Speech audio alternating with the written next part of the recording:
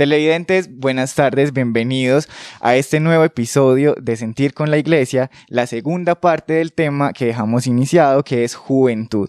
En el capítulo anterior estábamos hablando de la participación de los jóvenes en la Iglesia Católica, especialmente en la iglesia local. Estamos hablando del grupo juvenil Jocrifma, de sus actividades, de su liderazgo en lo social, en la parte juvenil y social del municipio de Jardín. Estamos con Jonathan, Danilo Gómez, uno de los líderes y representantes de Jocrifma, y estamos como siempre con el presbítero Jesús Antonio Agudelo, el coordinador de nuestro programa. También estábamos hablando en el episodio anterior que la Iglesia Católica ha venido perdiendo fieles, en parte debido pues como a la imagen que a veces se nos vende también en los medios del tema de la corrupción y el abuso de menores, pero también estábamos hablando de cómo la Iglesia Católica viene transformando también esa imagen para brindarle mayor confiabilidad, credibilidad también y confianza a los jóvenes. ¿Y por qué es importante para la Iglesia atraer a los jóvenes dentro de ella para llevar el mensaje de Cristo? Hoy vamos entonces a seguir hablando del tema y vamos a seguir respondiendo los interrogantes que muchos de ustedes nos enviaron a través de redes sociales. Nuevamente, Jonathan y Padre Jesús Antonio, bienvenidos al programa. Padre, esta vez quiero empezar el programa hablando con usted. Resulta que la sexualidad es un tema que por muchos años fue visto como un tabú, pero que hoy es una parte muy visible e importante en nuestras vidas, en especial de las vidas jóvenes. La orientación sexual, por ejemplo, hace unos años era algo privado. Hoy es algo que muchas personas pueden mostrar con mucha mayor tranquilidad. Sin embargo, no deja de ser esta la causa de rupturas familiares y de discriminación en la sociedad. Muchos jóvenes que se identifican como personas LGBTI, es decir, lesbianas, gays, bisexuales, transexuales e intersexuales, encuentran rechazo dentro de la Iglesia Católica porque se nos ha dicho que esta orientación sexual es pecado.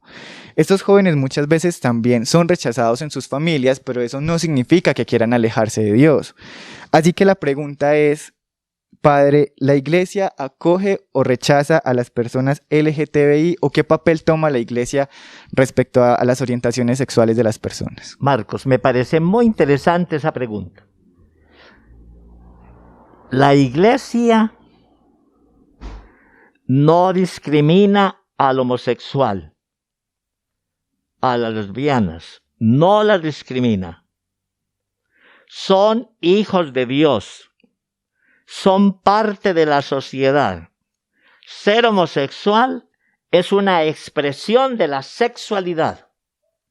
Ser lesbiana es una expresión de su sexualidad. Decir que la Iglesia discrimina al homosexual es un error.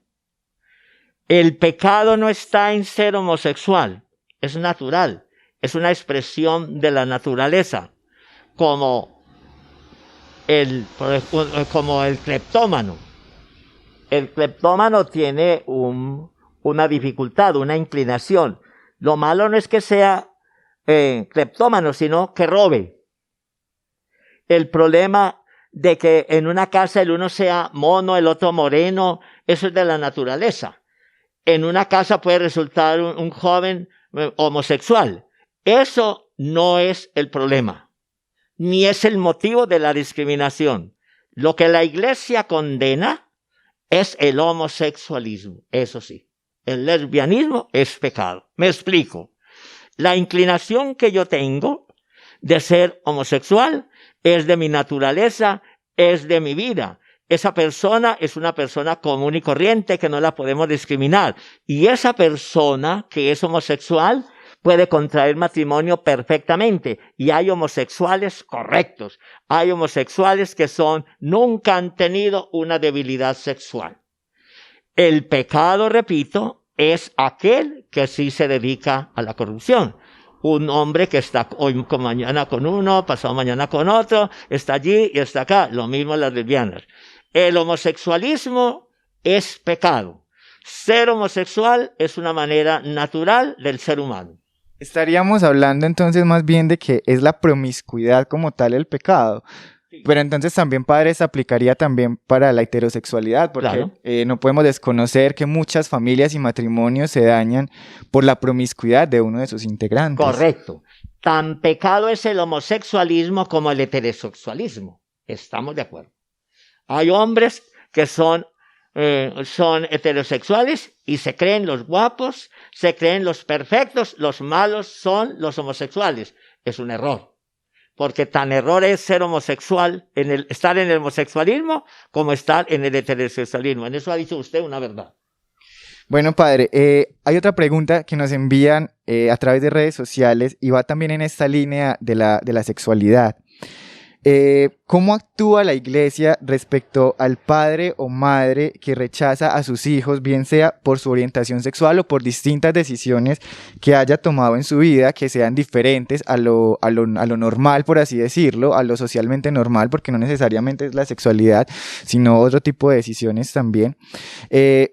Teniendo en cuenta que para la iglesia la familia es el pilar fundamental de la sociedad, ¿cómo entra a actuar la iglesia respecto a ese padre o madre que rechaza a sus hijos?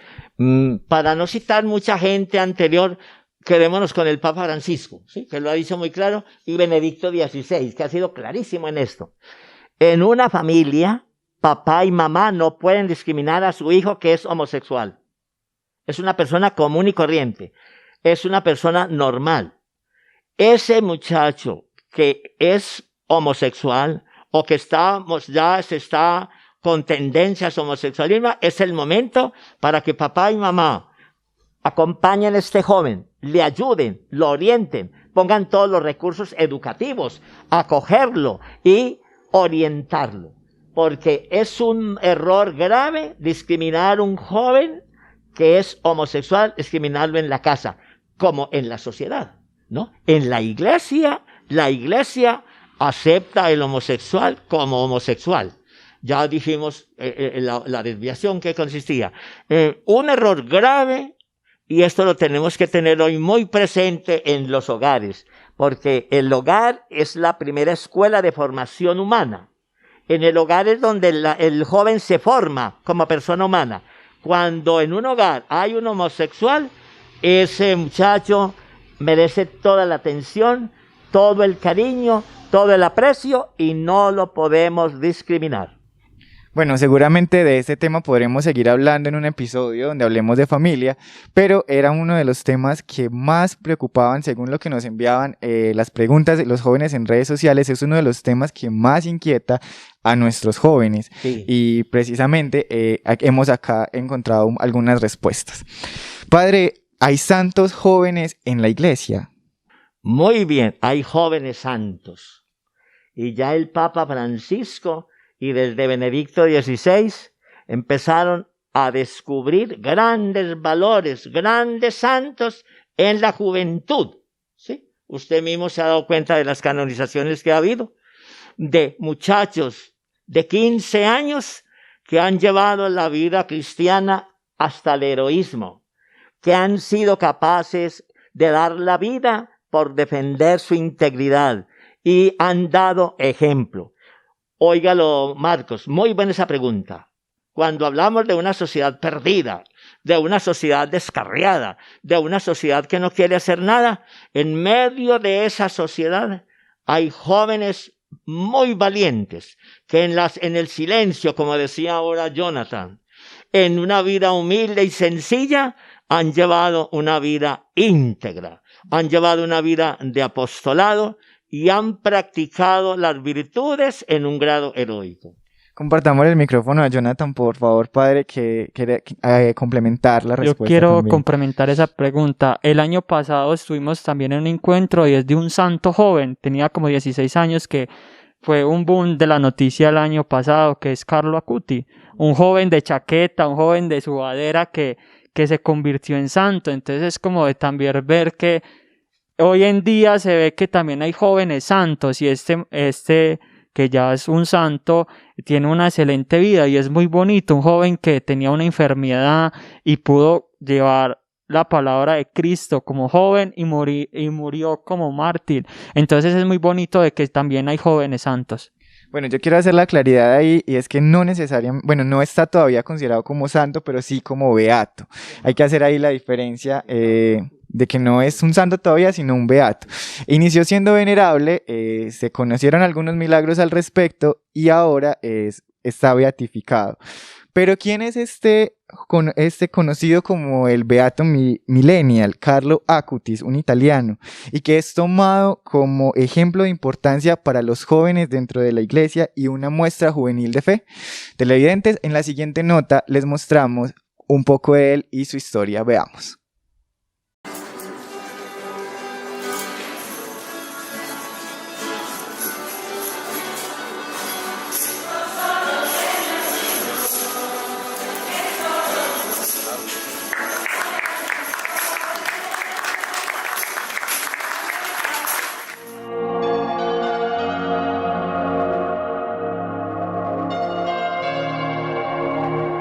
El 10 de octubre de 2020, el Papa Francisco beatificó a un influencer cuyo cuerpo se muestra en zapatillas, jeans y suéter, Carlo Acutis. Este nuevo beato italiano murió a los 15 años a causa de leucemia, el 12 de octubre de 2006. Era conocido dentro de su comunidad religiosa por su labor de divulgación de la tradición católica utilizando las nuevas tecnologías. Su trabajo de investigación, que comenzó cuando tan solo tenía 11 años, dio como resultado una obra que explica los hechos milagrosos en torno a la Eucaristía en 20 países, con 160 paneles que pueden descargarse de internet en su sitio web www.miracolieeucaristici.org y que han recorrido más de 10.000 parroquias en todo el mundo. Acutis es el primer beato millennial, nativo digital y para la iglesia un ejemplo de que la tecnología puede ser muy positiva. Así lo explicó el propio Papa Francisco al afirmar que el joven supo utilizar las nuevas técnicas de comunicación para transmitir el evangelio, comunicar valores y belleza. La iglesia, que lo declaró venerable el 5 de julio de 2018, le atribuye un milagro. Considera que en 2013 salvó a un niño brasileño con una rara anormalidad anatómica congénita del páncreas, después de que la familia del infante pidiera su intercesión. El pequeño había nacido en 2010 en Campo Grande, Brasil, con el páncreas prácticamente dividido en dos, por lo que necesitaba una compleja cirugía. La cirugía nunca se realizó porque el niño se recuperó después de una oración especial celebrada por un sacerdote en presencia de una reliquia de Carlo, un trozo de su pijama. La Congregación para las Causas de los Santos reconoció esta curación como el milagro necesario para la beatificación de Acutis. Por otro lado, el extraordinario estado de conservación que muestra su cuerpo ha llevado a muchos fieles estos días a considerar que es un nuevo milagro. Sin embargo, la Iglesia ha aclarado que el cuerpo no fue encontrado incorrupto. En el momento de la exhumación realizada en 2019 para trasladarle del cementerio al santuario de Asís, el cadáver se hallaba bien conservado, íntegro, pero dentro de los parámetros de transformación propios de la condición post-mortem. Por ese motivo, tuvo que ser tratado con técnicas de conservación para exponerlo con la dignidad que requieren los cuerpos de beatos y santos. Sin embargo, se trata de una de las beatificaciones más rápidas que se han aprobado, ya que solo han pasado 14 años de la muerte del chico. Muchas personas que lo conocieron dan testimonio de sus obras de caridad. Es considerado un ejemplo de fe para los jóvenes. Puede conocerse más de él en el sitio web carloacutis.com.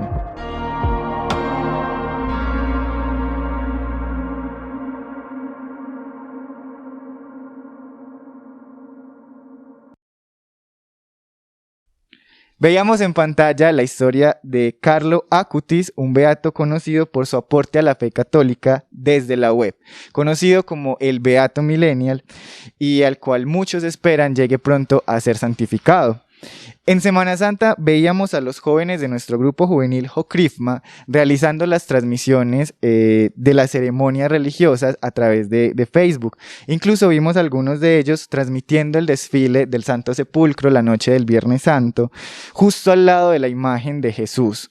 Que iba en camioneta, y yo creo que eso es un poco riesgoso no subirse ahí, pero ellos con valentía y con muchas ganas lo hicieron. Jonathan, ¿cuál es la importancia que tienen las redes sociales y la tecnología para ustedes los jóvenes dentro de la iglesia? Pues hoy en día la tecnología ya lo es todo, ya con lo de la pandemia, el internet y los medios tecnológicos han sido muy importantes para el desarrollo humano y la evolución y para la comunicación, y tanto pues como también cristiana es una importancia de que muchas personas de muchos países, yo fui uno de los encargados de transmitir en la cosa y hubo una buena acogida en Facebook, pues también que hay hoy en día muchas cosas de TikTok, de todas esas cosas que también son muy visitadas, y también ver algo religioso que también puede ser transmitido es muy chévere. Entonces también de que sí, nosotros lo pusimos en práctica, ya lo había hablado con el párroco y otros compañeros, le teníamos propuesto al párroco que si un fin de semana podíamos transmitir cualquier misa, y empezamos ya hace un mes con la activación de la página de la parroquia, y el grupo juvenil también creó su Instagram y también creó su Facebook, también lo utilizamos como cada día de subir una frase alucinando pues al día o a los jóvenes, entonces ha sido muy útil y ha tenido una buena acogida pues de los televidentes y de los que lo están viendo. Padre, ¿cuál es la importancia de estas redes sociales o de la tecnología para ustedes los líderes de la Iglesia Católica? Pues la iglesia ve muy bien las redes, empezando por el Papa, que el Papa las emplea, ¿sí? Yo creo que hoy todos estos medios tan ventajosos, tan útiles, tenemos que educar a la gente para usarlos. Con las redes sociales se hacen cosas maravillosas. Acabamos de escuchar a Jonathan cómo la Semana Santa la vio mucha gente en el mundo. La Semana Santa de Jardín se vio en Italia, en Francia, en todos los países nos llamaron, ¿sí? De que por allá vieron la hora santa, vieron la presentación, todos esos actos. Eso está muy bien. Pero también tenemos un problema muy serio, porque cuando se difunde un error en las transmisiones, cuando se infunde una teoría o una mala idea, eso se va difundiendo y eso va cogiendo mucho peso. Miren un ejemplo. ¿Cuánta gente está diciendo hoy no se hagan vacunar, que eso es para matar a la gente? ¿Sí? Eso entra porque todavía hay esa visión de que todo lo que digan por la radio, la prensa y la televisión, eso es verdad.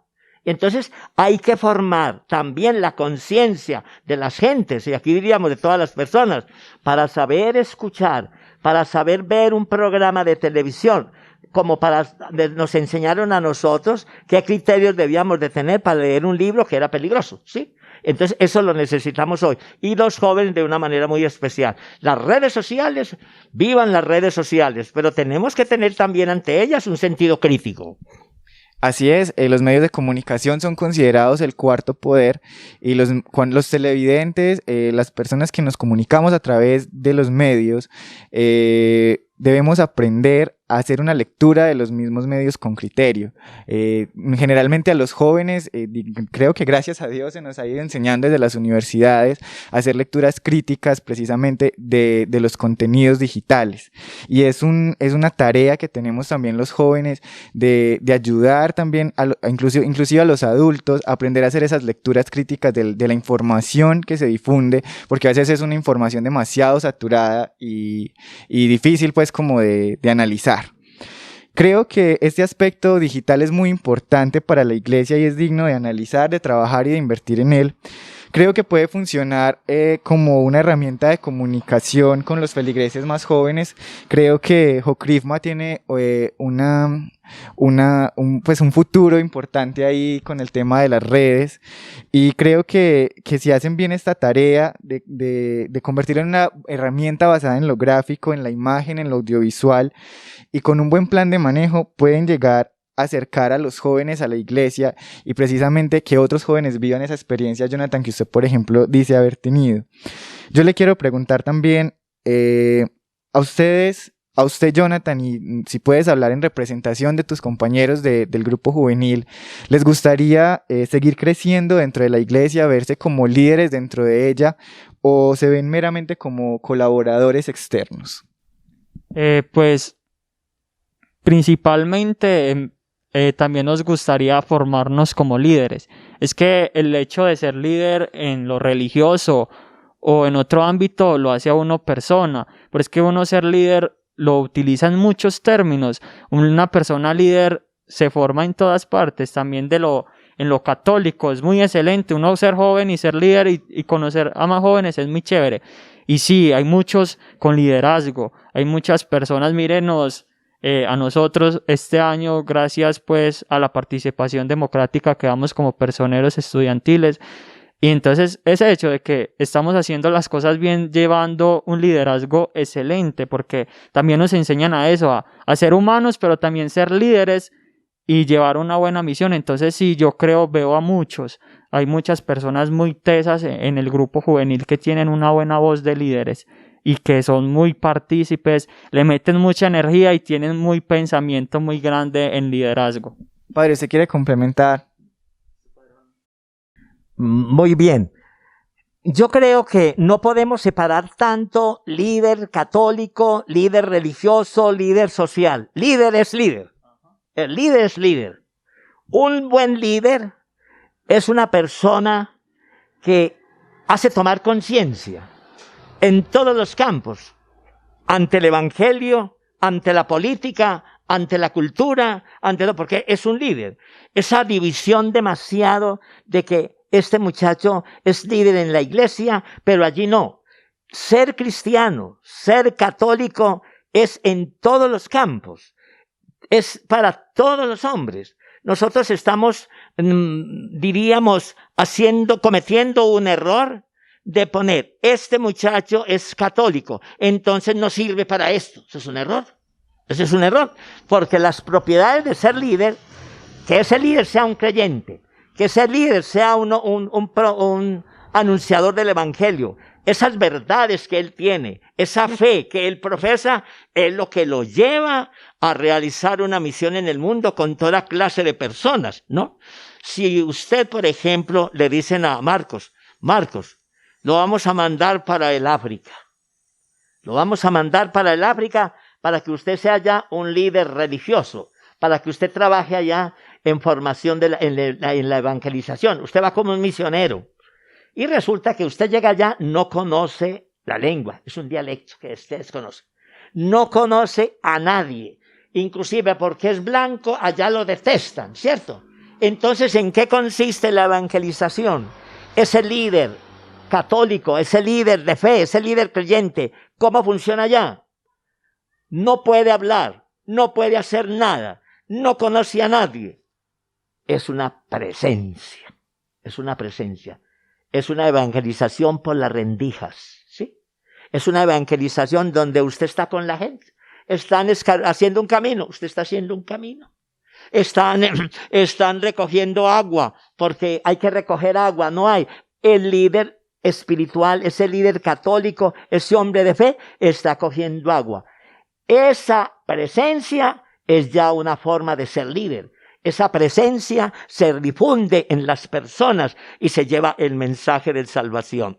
Yo no soy muy partidario de que este muchacho lo vamos a formar en la iglesia para este muchacho va a recibir su fe. Este muchacho va a vivir el evangelio para que transforme la sociedad y para que haga una misión grande en la vida.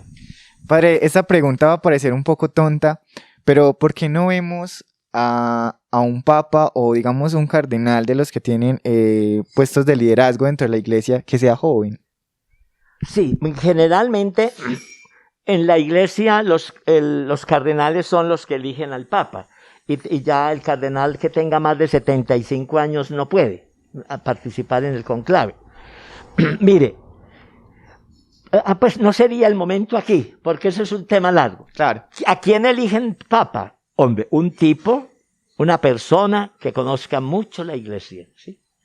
Un hombre de una gran teología, un hombre que se haya distinguido por su trabajo pastoral. Mire, primer vez en la historia de la iglesia que nombran un papa latinoamericano, que siempre lo conocíamos europeos, ¿cierto? Siempre lo conocíamos. Hoy, un papa latinoamericano que rompe un mundo de protocolos, que llega a un país y se va a pie. Con ideas muy juveniles, diría yo. Ideas muy juveniles, exacto. Esa es otra manera, otro estilo. Pero no es que se escoja porque tiene que ser así o que tiene que ser italiano, no. Las circunstancias. Pero bueno, esto lo veríamos mucho más. El Papa que hay ahora, pues ustedes ven que es un hombre que es un evangelio viviente, ¿sí? Todo mensaje del Papa, todo lo que él dice tan profundo, tan lleno de vida. Pero eso sería. Y es un papa que quiere mucho a los jóvenes. Bueno, y también dicen que la juventud no está condicionada por la edad. Exacto. Entonces, la juventud es un espíritu. La juventud es una vida interior. Es una fuerza espiritual. No es simplemente tener pocos años. Hay jóvenes viejos y hay viejos que son jóvenes. Padre Jonathan, ya para ir cerrando, me gustaría que desde el principio, desde el programa anterior, justo cuando empezamos esta discusión de la juventud dentro de la iglesia, Jonathan hablaba de que el grupo juvenil está buscando nuevos integrantes. Jonathan, por favor, entonces aprovechemos este espacio y contémosle a los jóvenes por qué integrar el grupo juvenil Jocrifma. Principalmente pues quiero hacer como una pequeña invitación pues a los jóvenes de que se acerquen, que indaguen, que vayan, porque es que somos mucho por tradición y cultura a juzgar y a criticar, pero nunca nos atrevemos a ir al porqué, ¿cierto? Como muchos jóvenes dicen, es que los padres y todo esto se ve tan... Pero no, que hay muchas cosas por comentarios, de que chismen por allí, chismen por allá y todo eso. Entonces los invito a que vayan. Si tienen dudas, alguna sugerencia que ayude a un presbítero, a un sacerdote a crecer, porque es eso, de que no hablemos mucho, pero que vamos a la acción. Entonces eso, muchachos, de que se acerquen, de que no solo un grupo juvenil solo se encarga de orar y de rezar y de sentarnos, no, sino que se encarga de muchas actividades muy bacanas, en pro también de lo religioso, pero también de cultura y de ser humano. El hecho de que estar en la iglesia no es tanto lo espiritual, sino también lo humano, porque usted puede combinar las dos cosas, tener una vida espiritual activa y también un ser humano, porque es que una persona también se puede formar en estos grupos, y hay muchas personas que se han vinculado que venían de una vida muy oscura y dan luz también, y eso es lo bonito de la iglesia, dar testimonio y de que si hay un cambio, que sí se puede generar un cambio y pueden utilizar el grupo juvenil eso para ayudar. Si algún joven tiene algún proyecto bacano para la comunidad, de que lo pueda implementar, que hable, que nos busque y que nos diga, me gustaría hacer esto en el grupo juvenil se puede prestar para hacer actividades con los adultos mayores, con los niños, con los de discapacidad, con todos los habitantes de jardín se puede vincular el grupo. Entonces eso, muchachos, de que se metan en la película, que es muy bacano también lo religioso y también lo personal como humanos y ayudar. Es el sentido muy chévere uno ver, por ejemplo, en testimonio pues de todos los jóvenes. Ya para concluir, es cada año que lo hacíamos con la entrega de los regalitos a los niños, ver esa satisfacción de entregarle un detallito a alguien y usted sentirse agradecido. Entonces eso, muchachos, de que se acerquen, de que nos pregunten. Muchas gracias, Jonathan. Padre, ¿algo más para decir? Sí, dos cositas. Dos cositas como para terminar. Primero, cuando cuestionamos la iglesia, cuando le tenemos que interpelar a la iglesia algo, lo hacemos por amor a la iglesia. La iglesia es madre y maestra. Un joven que interroga a la iglesia, un joven que cuestiona a la iglesia, lo debe hacer por su fe, por su amor, no por un resentimiento o alguna cosa de eso. Por ejemplo, me pareció muy bien la actitud de Jonathan, muy bien. Un muchacho amar la iglesia el amor a la iglesia me lleva a ayudarle, a corregirla, a que la iglesia esté en su campo propio, pero todo lo que tenemos que cuestionar la iglesia es por amor a la iglesia, no como combatir a la iglesia. Hay mucha gente que se ha declarado enemiga de la iglesia. La iglesia a nadie ha declarado enemigo, sería lo primero. Y lo otro, me parece una cosa muy interesante de este muchacho Jonathan, que los jóvenes de jardín me lo han dicho a mí varias veces y a otra persona, que he dicho a un sacerdote como más para los jóvenes, ¿no? Un sacerdote que esté es más muy necesario. Una vez que yo fui a Cristianía, a una fiesta que hubo allá, los indígenas le pidieron al obispo, mándenos un sacerdote que hable nuestro dialecto. ¿Sí? Y eso me parece muy bien, que hable muy bien. No, hoy la pastoral juvenil no es para todos, eso sí, ese es un carisma, pero sí nos hace falta. Aquí ha habido unos grupos juveniles, estos grupos juveniles que habían en el campo, eso se acabó. Yo creo que sí tenemos que pensar, qué dicha que ustedes le digan, por ejemplo, al obispo, qué dicha un sacerdote, los de aquí es que no sirven, sí sirven, ¿cómo no van a servir? Pero un joven, un muchacho más joven, más para los jóvenes, que les sea más como más espontáneo estar con ellos. Jonathan, ¿quiere decir también algo más? Sí, quería complementar lo de padre. Hace ya como un mesecito estuvimos en un encuentro en Jericó, pues de la Pastoral Juvenil Diocesana, y es eso lo que está implementando el obispo este año, de que está incentivando, ya hay muchos sacerdotes jóvenes, hay uno de Jericó que se llama el padre Jonathan, y es muy joven y es un padre que se ve como la energía y transmite mucha paz y mucho entusiasmo. Entonces es eso, muchachos, de que si hay muchos comentarios de que quieren un padre joven para nuestro municipio, de que se acerquen, de que hablen, pero que no se queden solo con el comentario, sino que busquemos soluciones. La vida no es de buscar siempre el problema, sino la solución. De que, muy chévere, hay bastantes jóvenes, claro, se puede mandar una carta al obispo y decirle que Jardín quiere un sacerdote también joven. Se puede, claro que sí, pero es de eso, muchachos, de que busquemos la alternativa y la solución a que lo que queremos lo hagamos, pero que no queden en palabras, sino en hechos. Así es, los jóvenes necesitamos también líderes jóvenes, y como lo había dicho al final del programa y como usted está también tratando de decirlo, como lo había dicho también yo al inicio del programa, los jóvenes somos una fuerza capaz de cambiar el mundo.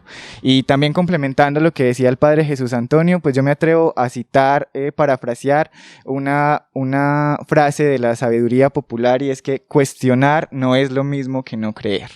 Así que muchas veces cuando cuestionamos a la iglesia no lo hacemos porque no creamos, sino porque, porque queremos aprender precisamente.